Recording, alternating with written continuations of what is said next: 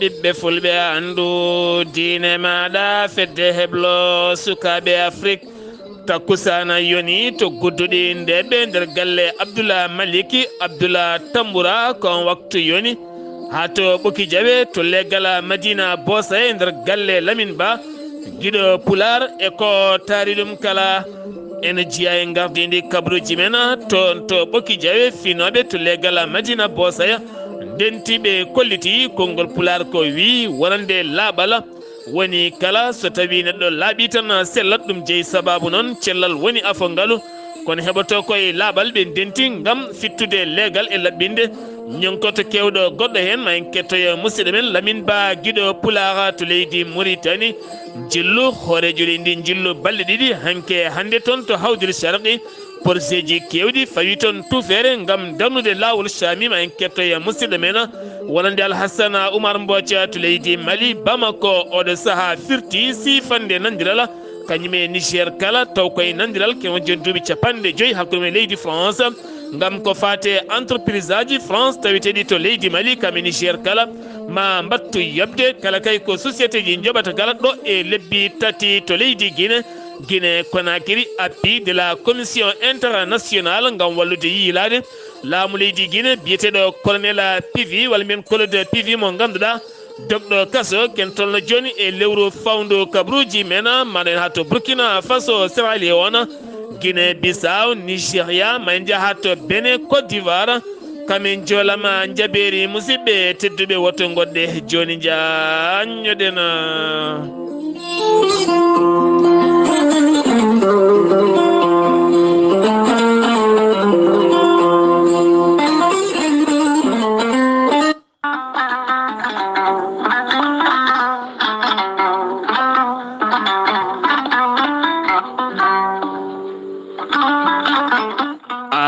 jambitowo oɗo henna ñaw jaaɗo ɓandu koyɗe musoje koppi musoji mo ƴiƴam dogata e ɗaɗi mum AVC cardiaque tension diabète walla ni an donkuɗo foccade puƴiɗo donkuɗo jokkoyde enɗam ni juma ni jama e nokkuji goɗɗi kala jokkodire gorel te joni mbiya alhamdulillah gorel te ko haako moƴƴo iwru ko en tokkoredi nooro ari ko wallude en e safrude en ha moni kala yiito hen hoore muɗuma ɓen jokkodirɓe e gollorgal gorel te kamɓe kala ɓe kolliti ɓe jiitime en koye mabɓe ɗo ɓe jambittanno yo gay ñabbuji cuuɗatoɗe nder ɓalli hay so tawi woni ɗi jangtonoka e ko gorel te safrata ɓe mbii alhamdulillah gorel te ala rewam ala effet a ittaɗen ko jamireɗa mbaɗa e ndiyam gulɗam aɗa yara aɗa yiito hen cellal ɓandu maɗa sa yiiɗi hebde hen hoolare lamde no fewi jahata koto site mabɓe internet mbaɗa www.gorelte.com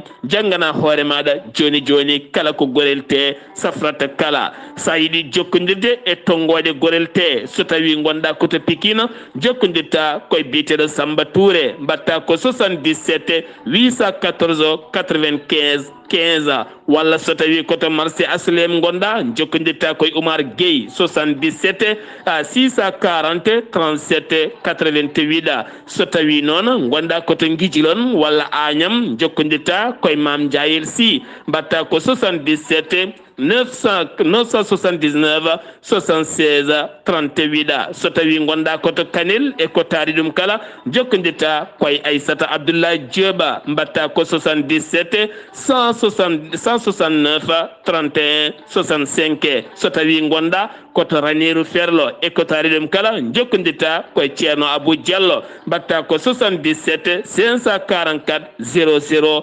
34 so tawi noon gonɗa koto leydi France jokkodirta koye Harouna Gayda 06 50 99 64 43 musidɓe tedduɓe gorel te ari e men addani men tan ko jamma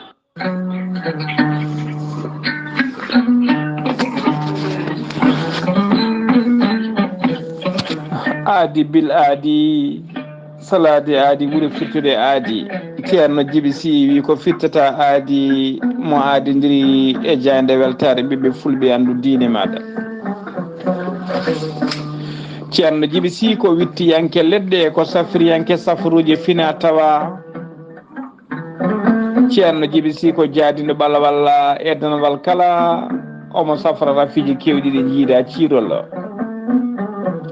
ceerno Djiby Sy Allah ruɓi ɗum mbawka e gandal wawde yaltinde borosaji kewɗi comiɗe nder reedu neɗɗo taw ko borosaji ɗi neɗɗo fonno oppirede o rokkuma leɗɗe o yaltine ɗin borosaji ha laaɓa ha jiira guite maɗa ceerno Djiby Sy ene jogui leɗɗe fannuji tati hen fannu goto so tawi a ƴetti ɗum fodde 19 rafina yalta e ma ha laaɓa fannu goɗɗo so tawi a ƴetti ɗum fodde 13 rafina yalta e ma ha laaɓa fannu tata bo waddete koye gawri samme walla gawri suuna so tawi a waɗi no wirumani rafiji kewɗi ma jaltema ha jiira guite maɗa ceerno Djiby Sy ne yawa rewɓe ɗon koɓe sowade rewɓe dartoraɓe wonduɓe dogam sita fibrome kista e rewɓe sattoraɓe dewle kala ceerno Djiby Sy ne safra dendagal rafiji gorago no didorino worɓe yawɓe yitede koye mumen jippiɓe leece e on fannomo jogui leɗɗe biteɗe muuɗa hirda ceerno Djiby Sy ko bawɗo listihara ko indema inde nene ma dokkatamo o haala ko wone nder ɓerde ma ha mbiya yoni waɗanteɓe listihara so tawi ko leydi Mauritanie ko temedde ko leydi ujunere mbuɗo ogoya so tawi ko leydi Sénégal e dendagal leyɗele ñamoje franc CFA ko temedde 4 woni 2000 franc CFA ceerno Djiby Sy ne jogui numéro mum weevo ko numéro orange money dendagal yiɗɓe waɗnede listihara koye on numéro jokkodirta mbatta ko 78 128 35 98 so tawi ko yiɗɓe haaldude ceerno Djiby Sy to banggue WhatsApp ko numéro makko leydi Mauritanie mbatta ko 47 22 80 84 so tawi ko yiɗɓe noddudemo appel normal ko 34 49 40 59 ceerno Djiby Sy ne andine dendagal kilineɓe mum e oɗo saaha joni mo tawi nder leydi Mauritanie to noktor lamorgo leydi Mauritanie omo andine kileneɓe makko kadi base makko tawateɗo to ley Agnam Siwol ene golla ha no hannirta ni ene tawe toon miñi ko almudo makko ne wiye ceerno Djiby Déme ceerno Djiby Déme numéro mum téléphone ko 77 395 99 17 ceerno Djiby Sy ne andine dendagal kilineɓe mum omo addi leɗɗe kese pulla eɗen leɗɗen tawe hen leɗɗe ittoje seero e dendagal ñonkoto tawtinde reedu neɗɗo omo jogui leɗɗe kadi a jubbat hen seeɗa mbaɗa e ataye dendagal ñonkoto tawateɗe nder reedu wiwa ha laaɓa ko leɗɗe kadi moƴƴude e ndawagu ko leɗɗe waɗɗe kadi ɓeydoje goragu ceerno Djiby Sy ne yawrani ɓen wonduɓe estoma e rafiji kewɗi goɗɗi ceerno Djiby Sy mbadden dando faade makko cellal ko kañum woni afogalu cellal ala coggu cellal kadi ala ko foti gandal ko hunde moƴƴere no feewi kono gandal kadi jaadugal e nunɗal ɓuuri moƴƴude ceerno Amadou Tidiane Diallo mo melga wuuro jinneji ko gando bindi laaɓaɗo leggal ceerno Amadou Tidiane Diallo ko jaadindo ɓalawal e danawal kala ceerno Amadou Tidiane Diallo ne safra rafiji kewɗi ɗi jiiɗa cirol omo safra wonduɓe koyɗe e keeceje muusoje koyɗe ƴakkoje koyɗe jaaɗoje ɓalli ƴakkoje e guloji kala ceerno Amadou Tidiane Diallo ene safra yimɓe yanoɓe barogalla e on fannu kala sako yahoɓe yanoɓe barogalla ceerno Amadou Tidiane Diallo on ɓurodirta balɗe tati taw joomum wi alhamdulillahi rabbil alamina ceerno Amadou Tidiane Diallo ne safrini ɓen ɓe seeɗineji mbahlini koye mumen ha kabba ceerno Amadou Tidiane Diallo ene safra rafiji kewɗi ɗi jiiɗa cirol ceerno Amadou Tidiane Diallo ene andini dendagal kilineɓe mum so tawi ka oɗon maldana rafi mbawɗa wondude kala e nder balɗe tati a yittat hoorema hano hannirta ni ceerno Amadou Tidiane Diallo ko bawɗo listihara ko indema inde nene ma dokkatamo baɗanteɗo listihara noon ko ujunere mbuɗu ceerno Amadou Tidiane Diallo ne yawrani ɓen ustaraɓe goragu yawɓe yitede koye men e jippiɓe leese kala e on fannu ceerno Amadou Tidiane Diallo ne jogui leɗɗe ɗe mbiyete ko miiɗi moosa ƴetta ɗum joni joni moosa ha jiituɗa hoorema hano hannirta ni ceerno Amadou Tidiane Diallo ne andina dendagal kilineɓe mum e oɗo saaha joni omo tawe nder leydi Mauritanie to noktal lamru ko leydi Mauritanie galle makko ne tawe hakkude robine 4 e robine 5 étage goto nan ɗon so tawi a yettima saragara citernaji so tawi a noddima e oɗo numéro leydi Mauritanie woodi 46 94 21 91 ma heɓmo hano hannirta ni dendagal ɗon yiɗɓe yewtidde Amadou Tidiane Diallo numéro makko numéro makko WhatsApp ko numéro leydi France mbatta ko 00 336 04 04 66 27 ceerno Amadou Tidiane Diallo ene yawrani ɓen ɗaɓɓoɓe golle e dartoɓe kayitaji kala so tawi on jokkodiri joni mbiya alhamdulillah ceerno Amadou Tidiane Diallo ko labɗo reedu malla aɗa woni mbadden dando faade makko kettode kaburuji mon e demgal pulaar Afrique, Asie, Europe, Amérique, Moyen-Orient, Océanie. Jam nyalle mon musidɓe tedduɓe mawde jeetati bawte hitande ujune ɗiɗi e nogase tati yonti kumpital mene ɗemgal pulaar ɗo yeeso haalirde he ko musidɗo mon guiɗo mon sehil mon Sar Abdoullahi Sarr to karallagal Weltare TV ko musidɗo mon Seydou Abouba Horejo leydi Sénégal hono président Macky Sall jaɓɓama to boowal laaɗi diwoje ngal Congo Brazzaville taw kadi jaɓɓimo toon ko nando makko woni dedi Sassou so kono kadi ɓiɓɓe Sénégal naaɓe finoɓe toon hewɓe jalti ngam jaɓɓade mawɗo leydi mawɗo noon waɗɗon jillu mum ko escale jillu golle kame cehilagal hakkude leydi Sénégal kame leydi Congo kono kadi kanko mawɗo leydi Sénégal o dañi joɗodade Sénégal naaɓe finoɓe ɗon ɗo leydi Congo ɓe mbawi wostudirde miijoji kame yewtere kala woni hen ni kolliti weltari mumen e mawɗo leydi Sénégal ha batti wayde won hen ko ha ngami ha donki nangude koye men kono e nder discours aji ɓe garti e hollirde mawɗo leydi ndi waɗani Sénégal taɓal manggal no fewi guila to banggue booli hay to banggue koɗorɗe hay banggue faggude gueɗe goɗɗe kala ɗum noon fandare mabɓe tan ko yinnoɗoɓe mawɗo leydi ndi e hoore mum ƴamta dawal tataɓal kono kadi so wayi dani hen ala kala ko bonnata aɓe piwi ɗoftude hande mawɗo leydi ndi Sénégal kono kadi kanko président Macky Sall o holliti weltare makko mawde no fewi ngal ɗo hen jaɓɓungal payodingal no fewi ngal ɓiɓɓe Sénégal naaɓe finoɓe to leydi Congo woni ko jaɓɓimo ɗon kono kadi kanko mawɗo leydi Sénégal ma o tawe toon to Dubai ha toon to Genève ma o arto e gendi leydi Sénégal sappo e tati nduɗo hen lewru ndu gonɗen hoorejo jagorɗomo leydi Sénégal ɗum koye jokkodiral leydi Sénégal leydi France kanko Ahmad Ba hanki hakkude makko e nando makko woni Elisabeth Borne ɓe mbawi yuɓɓinde jonde kaldigal hakkude gouvernement ji leydi ndi Sénégal kame leydi France kanko Amadou Ba noon omo yaade jagorɗe kono jonde mabɓe hanki hakkude mabɓe e jagorɗe leydi France artude e gueɗe dendaɗe kame projet ji gonɗi hakkude leydi France kame Sénégal ko wayno ndema cellal ɓalli kono ne kadi coftal terre yangara e gueɗe patuɗe ɗiɗon fannuji kala ɗum ko hanki nden jonde laatino hande o noon kanko Ahmad Ba mawo joɗode e minitaji makko taweteɓe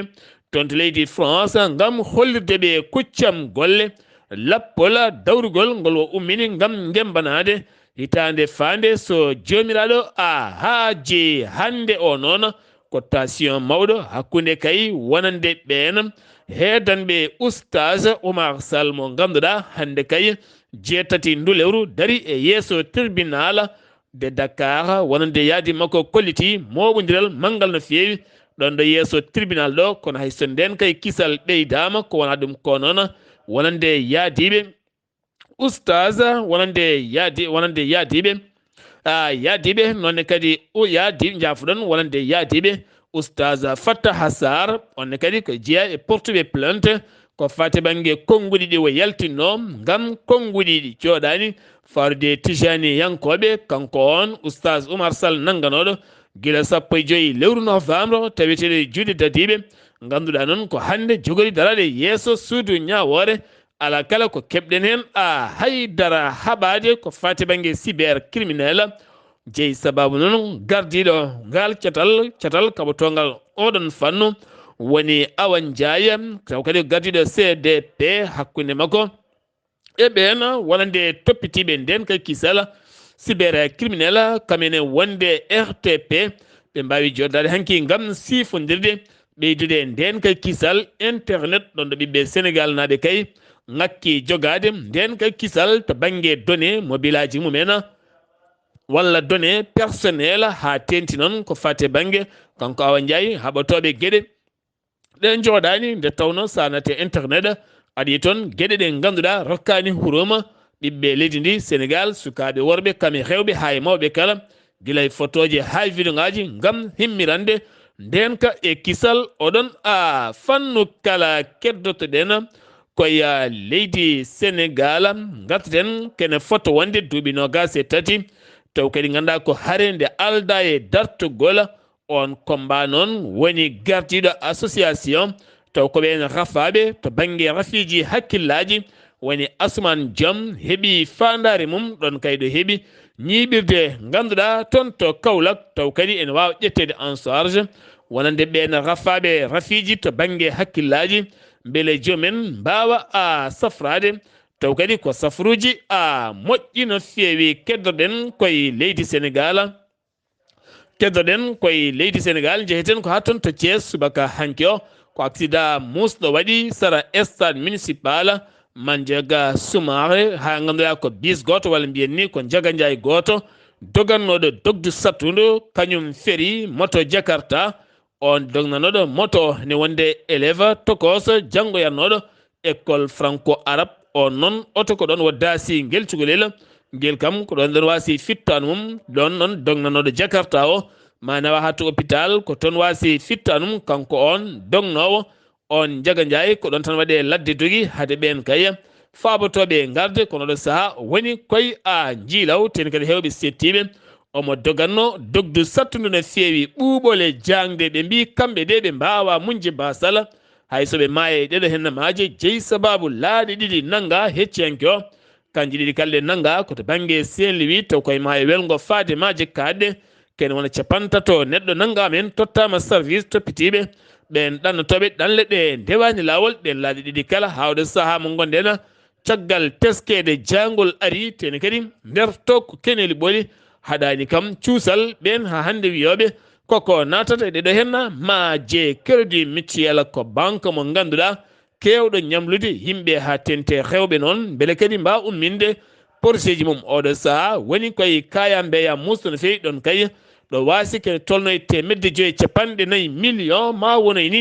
170 millions ko préje franc CFA taw kadi koko waɗa détourné yilta fartina e banggue goɗɗo kene wona temdere debbo wawi hutorede nder ndiɗon mbaadi hakkude Wakam Colobane ha fema Medina kame Tiwawon oɗo saaha noon hewɓe nangama hen ndewnama lawol kono haɗo gonnen loskoji ene jokke oɗon sifa jeheten ko ha ton to ɓokki jawe jehen ha to leggal Medina Bosaya taw yen toon musidɗo men Lamine Ba guiɗo Pulara joom foyre gendi wonande finnoɓe to leggal Medina Bosaya kala ndenti oɗo saaha moɓodiral mabɓe kay ko addude laaɓal timmugal e weeyo mabɓe ha e nokkuji mabɓe kala gam teskede wonande guila e mbusuji kuusuji gueɗe goɗɗe kala ene herƴina leegal ngal tenne bonde ɗum kono ɗo saahaɓe kolliti moni kala foofi kenal lakkitare Lamine Ba guiɗo Pulara jayde weltare TV. Jamal ñallema Seydi Sarr golle maɗo jooɗi peewi a salminama e kuuɓal en beltanima kadi dendagal hettotoɓe radio ngo on beltanama no feewi en wayno hande eɗen jooɗi ɗo e wuuro meɗen Ɓuki Diaw e leegal meɗen mbiyetegal Madina Bosoya en wayno hande ko golle mawɗe min dawri ɗo hennene e woni pittugol wuuro ngo nde tawno Pulaar ene wiya ko laaɓal woni yumma cellal so tawi kadi goto fof fini fittidamal galle mum tan wuuro laaɓat eɗen gondi ɗo e fedde meɗen dariɓe kadi dadiɓe kadi gam laaɓal wuuro ngo woni Azimbe de Madina Bosoya ene wayno ɗum kuccodiri e goto e mabɓe e goto e jeeyaɓe fedde ɓe kono musidɗo meɗen Abou Dahirou Ba ɗum Abou Dahirou Ba bisimilla. ɗum noon Lamine Ba gueɗe Pulaar kadi fof mi weltanimama no fewi ɗum noon no mbiruɗa ni ko noon tan hande alkamis hande o sukaɓe AJUMB association des jeunes unis de Madina Bosoye ɓe dawri pittugol e alkamis oɗo hande kono guila dimanche noon kam min puɗɗi pittugol ngol machallah sukaɓe foof jalti gam wadde koɓe mbiya ko walla gam laɓɓinde leegal mabɓe nde wonno so leegal laaɓi tan foof laaɓi sa laɓɓini galle ma a laɓɓinani beddaji ɗi no wayi kono ala sens ni ɗum noon sukaɓe kadi beltanama no fewi e ɗum fof kadi ko ɓuuri kam welde hen kadi fedde wotere nan ɗo wiye gom ɓuki jeewe kamɓene ɓe gaari ɓe mbaɗi hen ballal mabɓe no fewi no fewi no fewi guila e auto ji dufuji balisaji guila e masque ji ha e ndiyam kaɓe gaari vraiment ɓe kolli weltare mabɓe kadi ɓe kolli kadi ko sukaɓe mbaɗata ko eɓe jaadi hen inchallah mabɓe naggan sukaɓe kañumne mbi kañumne ende galodiri e mabɓe saaha foof koko mbaɗani fittude e leegal men ɗum noon Lamine Ba mi weltanimama no fewi e ɗum noon Bouɗa Hiru golle maɗa jooɗi peewi ɗum noon Abdoulaye Sarr ko musidɗo ma Lamine Ba guiɗo Pulaar ɗo e Madina Bosoye leegal e nder ɓoki jawe ɗum noon beltanama e kuuɓal Lamine Ba guiɗo Pulaar golle moon jooɗi peewi toon to Madina Bosoye nde toon ɓe mbiya tan yimɓe ɓe tinno kadi ɓe ndena kuusuji ɗi no fewi neɗɗo so tawi huusi ɓiyum gayni yo tinno so itti waɗa e mbuus haɓɓatiɗa wasa ɗo heeɓi kala weddo nde tawno hande o won nokkuji men ɗi garata tawata tan ko mbusuji kewɗi kam ene wondi e kuusuji kewɗi teni kadi hay sa rewi ɗon hinere artata ni teni kadi wondini ko welani haylarde teni kadi ne bonna weeyo ngo ne bonna taari ndi ɗum jeeyi sawaɗo sa kala saaha garɗo ɗeɓeten ko tampude hen so nguleyki ari kala hen ko ari wonata e men ko musalla mawɗo no fewi wona laamu noon wawi fabade men ɗeɗo gueɗe ceerno Lamine Ba jarama so en giwi to ɓokki jawe Sénégal paɗen koto leydi Mauritanie jafuɗon horeji leydi Mauritanie Mouhamed Cheikh Al Qaswani guila hankine tawe nder leydi to woni hawdile sharqi ganduɗa hande o maw tawtore toon to ilata walla mbiyen toon to wallata maw tawtore toon ñalɗi pinal wurana yeewo taw kadi ko ɗin ñalɗi pinal juɓɓinteɗi hande ɗi kono ma artan men guila garangal makko toon hanki ha yettiɗo en musidɗo men Alhassane Oumar Mbodja assalamu aleykum wa rahmatullah. Wa aleykum salam wa rahmatullahi taala wa barakatu Sar Abdoulaye Sarr kabaruji men ɓurɗi tengtude ɗo e nder leydi hono Mauritanie e ñalawma hande o jeetat lewru bawte ujunaje ɗiɗi nogas tati ko jagol kay hoorejo leydi hono Mauritanie toon to Hod El Sharqi nema gam tawtorede toon kolol battowol sappo e ɗiɗiɓol ko fatti e guure ganni woni hono ɓoyde o yittimo kawko kadi ɗo leydi hono Mauritanie e wawde kadi rokkude kadi kono yamirode e ɗin projet ji ko fatte kono illitare o wawi kadi kadi o yetti toon e sanga kadi kono betawe ñande na sande jeeɗiɗi lewru bawte ujunaje ɗiɗi nogas e tati o wawi kadi arde toon taw ko jillu Hod El Sharqi e nder jillu ngu noon ma waw kay ono uddi toon won ɗino kadi projet ji kewɗi fof ko fatte kono ƴillirgol hani o wawde kadi rewidade e hono kolol baɗgol ngol toon ngol e taw kadi ko sappo e ɗiɗiɓol wawi waɗe toon ko wiyete taw kadi ko guure ganni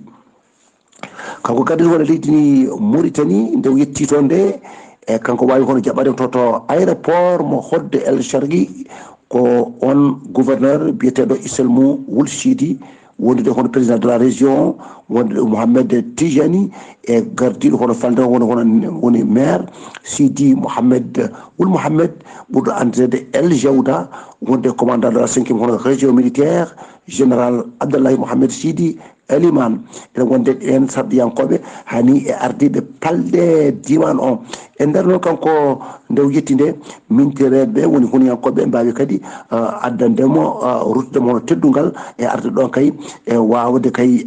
rendude e yimɓe hono beelamma ha wawde kadi ko salminde on président mo landa INSAF e kadi e ɓen hohoɓe taw kadi kono parti o woni landaka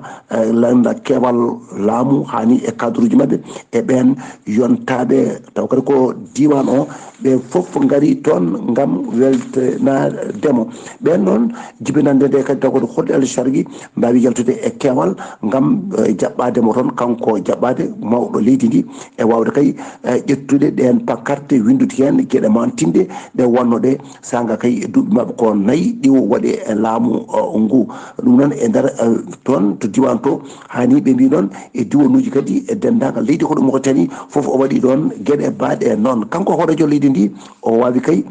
ardade kay urmbirgol radio nodduteɗo radio école républicaine toon to Nema o faɗi hayre kay adande pewnugol taw ko lawol la hoche kanko noon ñalawma oɗo ñalawma hande o mawde taw kadi ko jeetati lewru ndu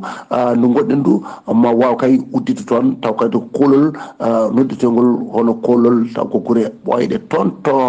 walata ko ɗum de wono jillu mawɗo leydi ndi to wonno toon to Nema suudu gendi leydi hono Mauritanie commission toppitiɗo kadi ko fewti e ƴewde kadi hono budget ñande ñaslare jeegom lewru ndu gonɗen ndu ɓe gonno kay koye ɓe ƴewde hono budget taw ko commission ɓen toppitiɓe fodde neɗɗo e nder leydi he officier leydi hono Mauritanie Mohamed Salem Wul Mohamed El Amin taƴanama kay sokede hitande e yobde iddiya e ko tumano warongo oɗo étudiant Ahmed Wul Akar ko baɗannoɗo kay stage mum académie naval ko toon tigui hawre e jomum ɓe mbi wonde amo saabi mayde makko oɗo noon ko blogueur Mohamed Val Abdoulaye taƴanama kañumne sokede hitande e kaso hen lewru ko hiɓɓundu e yobde kay alamande million addi ɗum noon ɓe mbi wonde ko o yeyni e hello makko Facebook ko hooreje o leydi Mauritanie foti ko jippinede e jappere nde ɗum noon addani hono mettere nde ha wawi noon taƴanede ko taƴana ko kolaɗo kuɓal jagorgal ko yowiti e golle ardima ñalawma hanke o nasande jeeɗi lewru taw kadi ko ndu goɗɗen no bowte dokkugol taw kadi ko diplôme wonande e ɓen capanɗe jeegomo waɗannoɓe stage mumen taw ko nandiral to Taziast e ko société wiyeɗo noon e duɗal taw kadi ko technique mbadduno tigui jigja saforoɓe mabɓe kay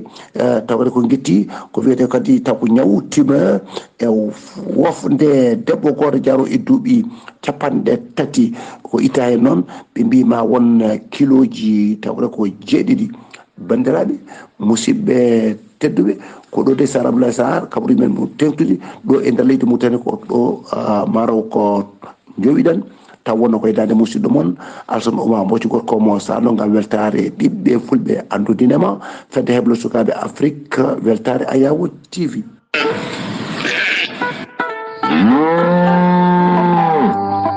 koten tumale meɗen pulloyo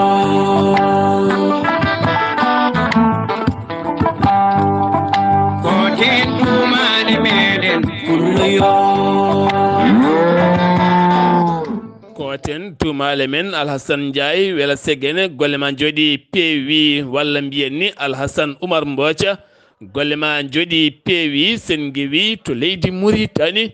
paɗena koto leydi Mali délégation Russie taw kadi koye gardugol cikko jagorɗo kono mo leydi Russie wannoɓe jillu men ñande ɗiɗi nduɗo hen lewru ndu gonɗen ha dañi jododade jagorɗo kono mo leydi Mali woni colonel Sadio Camara kamne wonde chef d'état major général armée leydi ndi woni Oumar Diarra ɓe mbawi yewtidde toɓɓe jaƴƴe no fewi kono ala kala jayde siggitide holko ɗeɗo hen jagorɗe jewtidi ko fate banggue ɓeydugol nden ka e kisala leydi Mali ha leydi Mali ɓuura wawde jogade hoore mum Bamako ñame ƴetti pellite mawɗe no fewi ɗen pellite noon ko sifodironde hakkude leydi France kamine wonde Bamako e ñame ɗen cifande maɗe dañoy heddi duuɓi capanɗe nayyi e ko fawi walla ni mbiyen duuɓi capanɗe joyya wonande entreprise aji leydi France tawiteɗe leydi Mali walla ni toon to leydi Niger taw kadi joɓata fiscal mumen walla joɓata ni ko woni foti yoɓede ɗum noon koye cifande dawrugol nattuno laamu leydi Mali noon holliti hokkiri ɗin société ji ɗon lebbi tati koko mbattata yebde ɗeɗon gueɗe kala koko ittete ha laaɓa ko nonne kadi hay e leydi Niger e hoore muɗum Chine Mali nana ɓeydi jokkodiral ɗum ko jillu jagorɗe tati toon to leydi Chine jagorɗo affaire étrangére mo leydi Mali woni Abdoulaye Diop kame Aluseynou Sanou jagorɗo finance gendi ndi kamne wonde jagorɗo commerce woni Moussa Alhassane Diallo ɓe kala ne tawi to leydi Sine guila tan wonande jeegom jeeɗiɗi nduɗo hen lewru ha ñande sappo mabɓe mbawa wadde toon cifande mawɗe no fewi kame jokkodir to banggue yilirde jeygu hakkunde leyɗele ɗe siftinde mon leydi Siin itti kene fotto wonde fodde douane ko yoɓate taw kadi koye leyɗele jeegom e nder leyɗele Afrique leydi Mali ene hen a jeeya to leydi Mali keddotoɗen gartaten koye épidémie ko fade banggue dengo yo arti oɗo saaha e nder leydi Mali wonande nden limore ko ene tolno e nogas go neɗɗo wasi hen fittande muɗum temedde jeegomo neɗɗo mbawi tigui winditede taw enen gondi oɗo hen ñaw dika oɗo hen ñaw deng jafuɗon taw wi noon ko directeur général de la santé de hygiène publique woni docteur Cheikh Ahmed Touré on holliti e kala saaha oɗo hen ñaw ne ɓeydade e nder Bamako kam yoga e région ngaji tawiteɗe nder leydi ndi a Mali kala sen giwi to leydi Mali koto Guinée Bissau Oumar Sissoko Mbal joofi peɗeli ñande jamma 31 nduɗo hen lewru ndu gonɗen wo joofi ɗin peɗeli ko hoorejo suudu sarɗiyeji leydi ndi o holliti ko on kay woni caggal nde fiyande ha yiɗini derguide laamakko woni on mo mbiyata Dominique Pereira on tigui wo joofi peɗeli ɗum jeeyi sababu noon derguidemo suudu sarɗeji leydi ndi ɗum ko caggal nde jaggano jagorɗe ɗiɗi taw kadi ko ittunoɓe ngaalu kene tolno e 10 million ko preje dollar ha mbaɗa garde à vue ko nden nde fiyande ummiti kono kanko Oumar Sissoko Mbal hoorejo leydi Guinée o holliti ɗo tan e jonte seeɗa ma o toɗɗo gouvernement kesso kay bawɗo ɗowde leydi ndi keddotoɗen koye Afrique jeeten ko ha ton to Sierra Leone e hoore mum wonande fiyande wannode toon taw kadi fiyande wanno ko nogase jeegom lewru yawtundu ha hoorejo leydi holliti ko kuddata pewjonoɗo mo laataki wonno ex président gonnoɗo hoorejo leydi ndi woni Ernest Bayo woni Ernest Bayi Kurma mo ganduɗa laaminoma leydi ndi guila hitande ujunaje jeeɗiɗi ha hitande ujunaje 18 on noon noddama to police ngam hettede so tawi kay wona juuɗe mum goni caggal ɗeɗo hen gueɗe to Guinée Conakry guila tan wo dogi kaso ha ɗo hen ala kala ɗo feeñi haydara hay so tawi kay woni laamu Guinée waɗi e hoore makko kene tolno e 5 million ko preje franc guinéen ha hande ala kala ko feeñi kanko on wonande colonel Claude Pivi togɗo kaso o dogtuno noon koye Moussa Camara Moussa Tigbaro kono ne kadi ene wonde ɓe o yaaduno ɓe noon nanga nawtato kaso 4 lewru novembre kene woni joni lewru fawndu ala kala ɗo yiya ala kala ɗo feeñi commission international kolliti mamballo Guinée wadde appui mawɗo no feewi beele kadi kanko oɗo hen o wawa fawede jungo o nangue to leydi Niger paɗen police fawi juuɗe mum e sagataɓe 14 ɓe nanga noon koto wuuro wiyetego Agadez ɗon ko wuuro ceene tawetego e désert ko toon ɓe mbawi fawde mabɓe juuɗe hen 13 noon ko ɓiɓɓe Nigéria naɓe goto noon ko koɗo kono ɓe kalani to jeeya to ɓe nanguira ko drogue jonɗo no feewi tawami mabɓe kene foto wonde 216 taw ko bulla kene foto wonde kokka wal cannabis kene foto nde 83 taw ko tuufere nde ganduɗa ko cannabis kene foto wonde 58 foɗɗere e mbadi gondi kene wona 600 walla ujunaje 8 e 500 foɗɗere kala ko poɗɗe drogue kene wona ujunaje 7 500 e nogas taw koye foɗɗere mbadiji goɗɗi ɓe nanguira kadi produit ji goɗɗi ɗi ganduɗa ɗiɗon produit ji ko produit ji kaɗaɗi ɓe nanguira produit sisa mo ganduɗa on ma wonoy nogas e 8 million ko preje franc CFA kamɓe kala ɓe tawe e juuɗe a police to Burkina Faso armée leydi ndi ɓe kolliti ɓe nderguiti pittali jonɗi kadi oɗo saaha kala ñalawma garɗo armée leydi Burkina Faso holliti koko hammini ɓen joguitiɓe armée je kala sifa e kala nokku ɗo ɓe kewno batirde e ɗo ɓe kewno joɗade kala oɗo saaha ɗum ko heccanke o e lawol jibo faade nokku biyeteɗo pensa ɗum noon ko ɓen joguiɓe renseignement service o koye convoi mabɓe ɓe gonno ɓene goni e laana ndi wowa ko ɗon kay ɓe mbawi yiide ɓen e ladde nde mbiyata bouro ladde bouro noon ko toon kay ɓe mbawi jorde mabɓe condi kuure ha niɓɓiɗi kay ɓe jooɓi en pittali kewɗi no fewi ne tawi nder jeune mo nokku mo mbiyata men tawo groupe oɗon kala elmina kam e kaɓirɗe mabɓe ɗeɓe joguino kala Nigéria Benin Patrice Talon ko hoorejo leydi Benin wultini jokkodiral hakkude leydi Benin kam e Nigéria hanke waɗi toon jillu makko hakkude makko e Tinubu hoorejo leydi ndi ɓe mbawi yewtidde ko fati banggue yilirde commerce hakkude leyɗele ɗiɗi ɗe ɗum noon ko haade jonde sappo jogorɗe latade to Abidjan lamorgo leydi Nigéria taw ko jonde CEDEAO to Benin daraniɓe haqqe innamade on ONG e gardogol biteɗo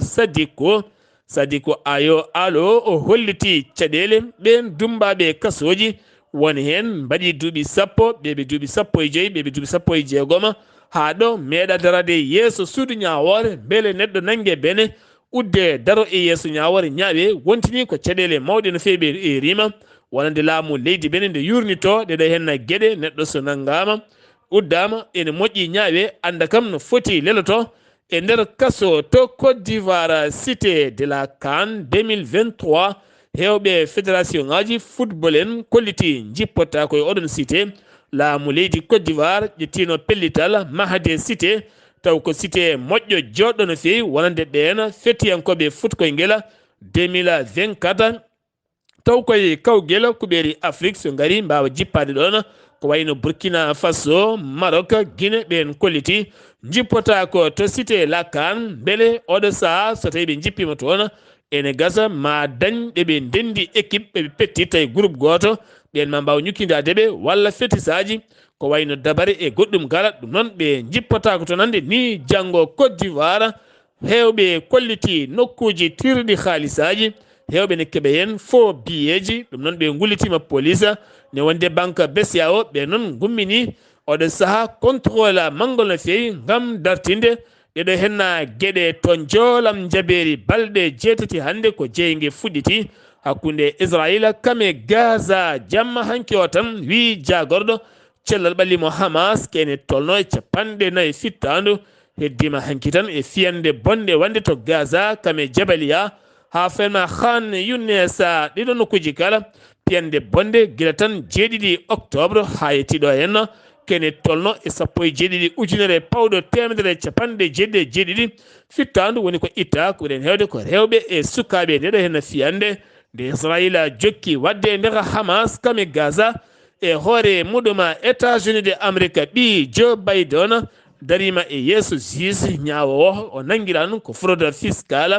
gam hutorademo gueɗe taw yaɓata hen feere haydara guilay autoji mum ha e comciteɗi e gueɗe goɗɗe kala ɗe o nanguira Ukraine jagorɗo énergie e rima finoɓe nder leydi ndi ne gustata kuɓɓam ko fati banggue jeygue gam teskede Russie koko bombi central mabɓe mawɗo ɗo saaha ɓe goni koye caɗele kuɓɓam ɗon ɗo jangol teska nes glace jamma e ñalawma e nder leydi ndi kala Danemark hanki suudu sabɗeji mum woni toon ko pooɗe duure kame dukkoli kala yehini ha hewɓe hen ɗeɓi findirde woni hen mbi ko yooɓe jaa référendum